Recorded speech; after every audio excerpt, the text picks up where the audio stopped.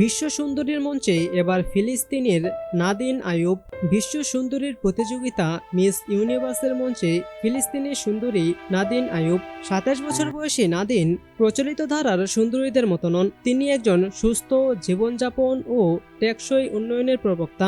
আগামী নভেম্বরে ব্যাংককে অনুষ্ঠিতব্য ৭৪তম মিস ইউনিভার্স প্রতিযোগিতায় তিনি ফিলিস্তিনের প্রতিনিধিত্ব করবেন। সেখানে বিশ্বের ১৩০টিরও বেশি দেশের সুন্দরী প্রতিযোগীদের সঙ্গে লড়বেন তিনি। নাদিন আইয়ুব বলেন, গাজার এই কঠিন সময়ে আমি ফিলিস্তিনের মানুষের কণ্ঠ হয়ে দাঁড়াতে চাই। আমি সেই নারীদের প্রতিনিধি যারা প্রতিকূলতার মধ্যেও দৃঢ় থাকে। আমি সেই শিশুদের প্রতিনিধি যাদের চোখে এখনো আশার আলো জ্বলে। আমরা শুধু কষ্টের প্রতীক নই, সাহস, আশাবাদ আর টিকে থাকার প্রতিচ্ছবি হয়ে বিশ্ব ছড়াতে চাই। এদিকে ফিলিস্তিনের প্রথম মিস ইউনিভার্স নাদিনের সঙ্গে হাত মিলিয়েছে বিশ্ববিখ্যাত প্রসাধনী ব্র্যান্ড হুদা বিউটি। এই সহযোগিতা এখন সৌন্দর্যের দুনিয়ায় আলোচনার কেন্দ্রবিন্দুতে।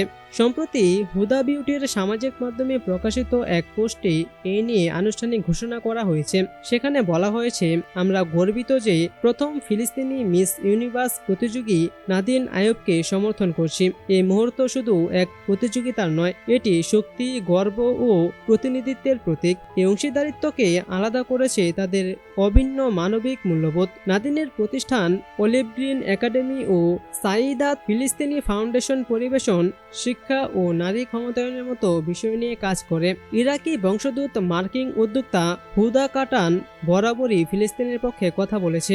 ভুক আরাবিয়াকে দেওয়া এক সাক্ষাৎকারে তিনি বলেছিলেন, একবার যখন তুমি গাজা ও ফিলিস্তিন সম্পর্কে জানবে তখন আর চোখ ফিরিয়ে নেওয়া সম্ভব নয়। তিনি জানান, শুরুতে অনেকে তাকে ভয় দেখাতো গাজা নিয়ে কথা বলায়, কিন্তু তিনি দমে যাননি। তার ভাষ্য, আমি যখন ফিলিস্তিন নিয়ে কথা বলা শুরু করি তখন অনলাইনে ভয়াবহ বার্তা পেতাম। বলা হতো আমি সব হারাবো, ব্যবসা ধ্বংস হয়ে যাবে।